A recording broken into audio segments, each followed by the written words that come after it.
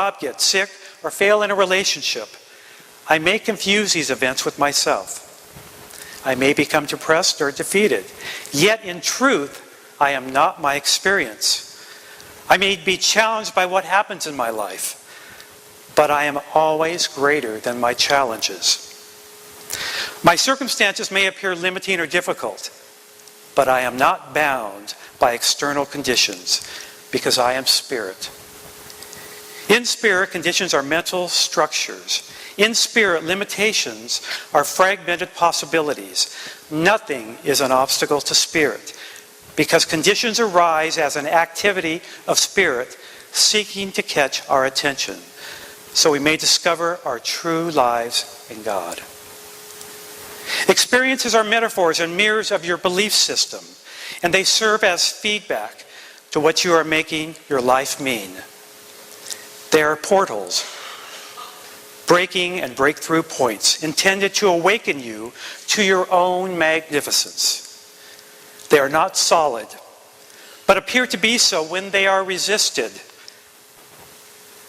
They have no power in and of themselves, but become powerful when you fear them or make them seem to be against you. This book is full of great wisdom. I encourage you, if you get a chance, to take a look at some of it because it really deals with the challenge. Does anybody have a challenge here?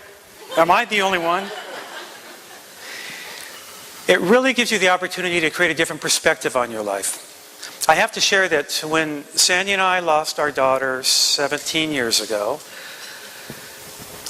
although grieving and in shock, we knew, because of this teaching that we were involved in, that there was something greater at work here. As devastating as it was a real dichotomy.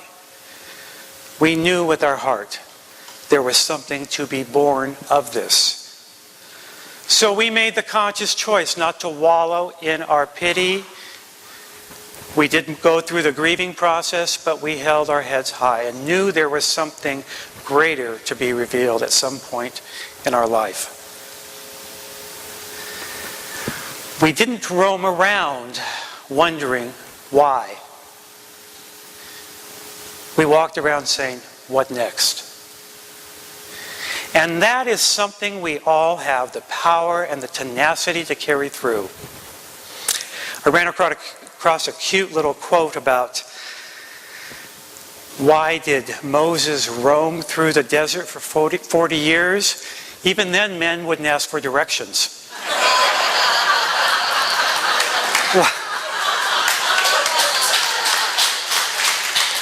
And why did God create man before woman?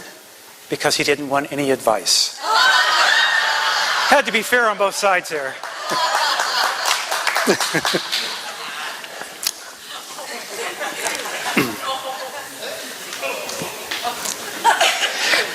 I want you to repeat something after me we just talked about in that paragraph from The Eye of the Storm. Repeat after me. I am always greater than my challenges. I am not bound by my circumstances. I am spirit. I awaken to my magnificence. How does that feel? Can you own that? Can you own that?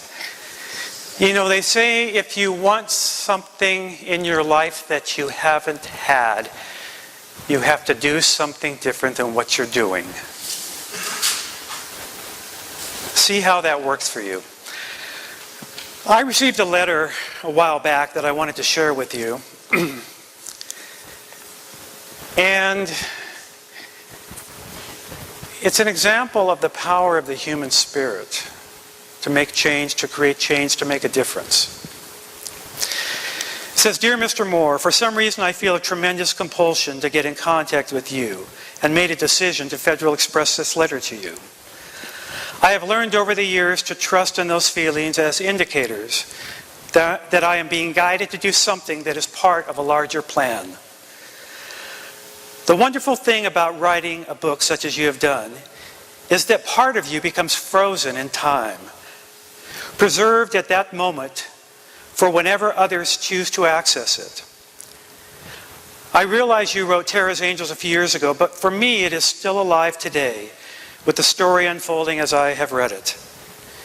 It is my prayer that this letter finds you even more motivated to reach out to others today than the spirit of your fine book conveys you have in the past. For if you are continuing along the lines your book describes, then bless you. But if for some reason it is your turn to need encouragement from those you have touched, then let me provide that to you here. For it is through the understanding and reading of your family's story and the experience of your business firsthand that our family has been touched by you, and I have been inspired like fashion to finally pursue my life's destiny. I owe a lot to you and want to tell you that. You do good work. Please know that and understand that over thousands of miles your family has reached out and in a real way moved ours. I am sure that you have received thousands of letters like the one I am about to write, but please give this one special consideration in your reading. It has been many years in the writing, and it speaks to the significant good your inspiration has been, and the power of one family to touch another. To me, what you have done stands as a testimony to what we are all here to do.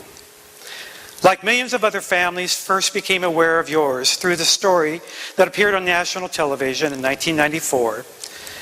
I vividly remember all four of us wiping the tears from our eyes as we learned the courageous story of your family's loss, tremendous love and inspiring survival, and how you turned all this into a healing process for your family and a well of inspiration for others. Now to the subject of this letter. How your family affected ours and why I am writing this letter now. It is because today I have come to believe several things with all my heart. Among these are, number one, that everything happens to us for a reason. Number two, that there is no such thing as coincidence.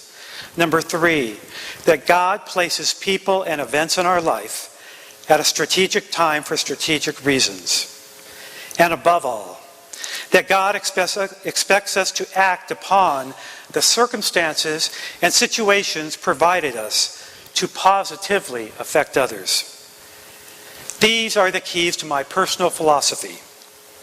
And if they sound familiar to yours, then understand why I am writing. My view of the judgment all of us will go through is not the traditional standing and hearing what we did wrong, but rather an accountability of what we were provided the ability to do and never did. To begin to tell you that tale, I have to go back several years. First, let me tell you that I have been a person who has been continually moving forward towards something that I could not exactly articulate for years. Driven, but often I would say driven to what? And what is this all about and why am I here? I remember the day vividly because it was pivotal to what I am today, and it happened at a time in my life when I was searching for meaning and purpose. I was searching for my reason for being, for what I was here to do. Up to that point, although I had a lot going for me, I felt as though I was wandering through life purposeless. I was attending a conference alone and sitting in the back of the room. As I listened to the keynote speaker, I heard the power of words and felt what happens when one person has the ability to touch another in their soul. I recall how he said that he wasn't speaking to everyone, but to the one person that was listening. That day, I was that one person. He spoke of how we all were placed along the path of life, and that on that path we were ahead of some, yet behind others. Our roles were to follow those we were behind and take their guidance, but at the same time, extend that leadership to those following us. He made so much sense and he did it so simply. I remember walking out of that arena and going to the lobby, immediately phoning my wife. My message to her was direct. I had just seen my future. I had just seen the power of communication and public speaking to motivate. I now knew clearly what I wanted to be, and that was what I had just seen. The problem was, to achieve that goal, I had to become a different person. I decided then and there to change. The process took several years. I have many goals.